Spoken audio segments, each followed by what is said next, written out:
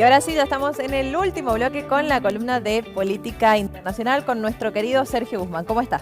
¿Qué dicen, chicas? ¿Cómo les va? Bienvenido. Bien, todo muy bien. Está de gira el presidente Fernández. Sí, esta semana es toda una semana de agenda internacional latinoamericana. Ayer ha recibido al presidente electo Peña de Paraguay en Buenos Aires. Ayer en horas de la tarde ha viajado a Brasilia a reunirse con el presidente Lula con una clara intención. Durante toda esta jornada la intención es relanzar, impulsar nuevamente UNASUR, que fue un esquema de integración que, si bien nunca desapareció, se vio sumamente debilitado con la llegada de los gobiernos de derecha. Piñera, Bolsonaro, Duque, el mismo presidente de Ecuador, del cual ya hemos estado hablando. Estuvo medio parado, ¿no? Sí, se neutralizó porque en realidad es un esquema de integración económico-político, pero más orientado a lo político.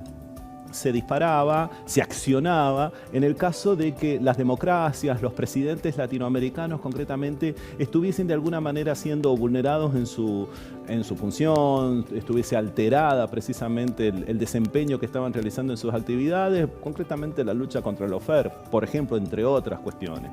Y el objetivo claro en este momento es relanzar UNASUR. Durante la noche, durante la tarde-noche de hoy, ya con Lula va a tener una reunión más privada con el objeto de intentar establecer algún mecanismo de importación-exportación que permita la no utilización del dólar y establecer las monedas que corresponden a cada uno de los países. Es todo un desafío, es una cuestión muy compleja, pero se está trabajando en eso. Hay que decir también que el presidente Fernández está sumido, internamente todos lo sabemos, nosotros como país lo sufrimos en una crisis, al menos económica, muy fuerte. Sí. Económica muy fuerte. Y dentro de su espacio político también está atravesando una grave crisis.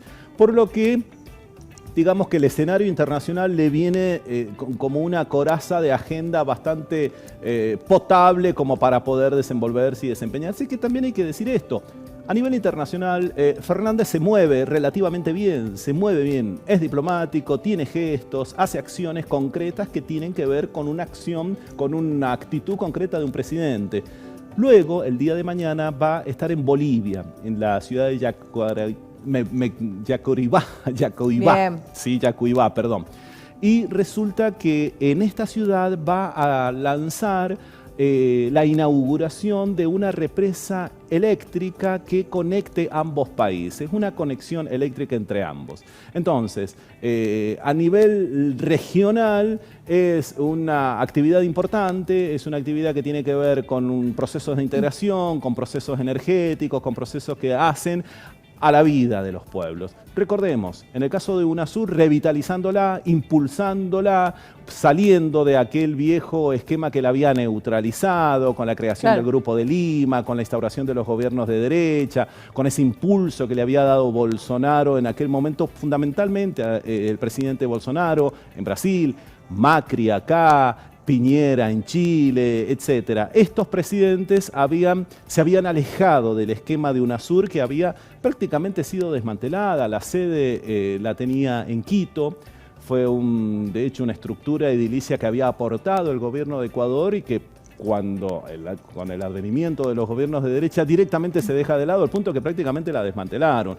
Sacaron un busto, de hecho, del primer secretario general, que fue Néstor Kirchner, que había impulsado fuertemente esta integración y esta unión de países, pero que ahora, lamentablemente, en ese entonces se había llegado prácticamente al mínimo. No, es algo bueno e importante porque como que se van tejiendo lazos nuevamente con los países sudamericanos, con quienes están más cercanos a la Argentina, por decirlo política o ideológicamente, ¿no? Que el presidente de Brasil sea Lula, bueno, también es un beneficio para Argentina en ese sentido. Desde luego. Por supuesto, siempre las sintonías políticas facilitan las cosas. Claro, las sintonías políticas facilitan las cuestiones. En este caso, el presidente Lula es un líder que ya se ha posicionado desde lo actitudinal claramente desde su retórica diplomática, desde su retórica a nivel internacional, como un líder regional. Claro. Y es un presidente que está comenzando su mandato, a diferencia de Fernández, que ya estamos llegando en una fase definitoria para nosotros como país hacia fin de año. Entonces nos encontramos con una situación diferente en lo temporal.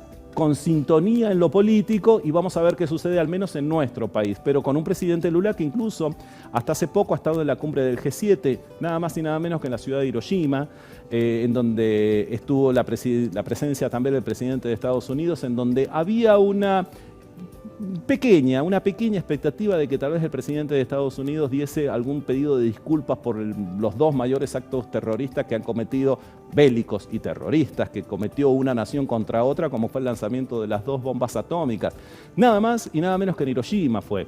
Por supuesto, Biden hizo silencio y no se refirió al tema.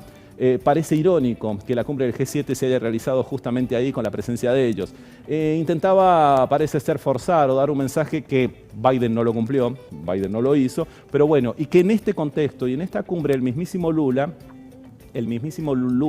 se había referido concretamente a la Argentina, ante los funcionarios del Fondo Monetario Internacional, las duras medidas, las implacables recetas que siempre aplica y que en definitiva no han sacado a ningún país de crisis. Y se ha referido a Argentina. Intercede por el resto de sus naciones, por el resto de las naciones regionales, en un papel claramente de líder regional. Y esta cumbre hace mucho que no se realizaba, digamos que se juntan los países sudamericanos, qué importante, sí. ¿no?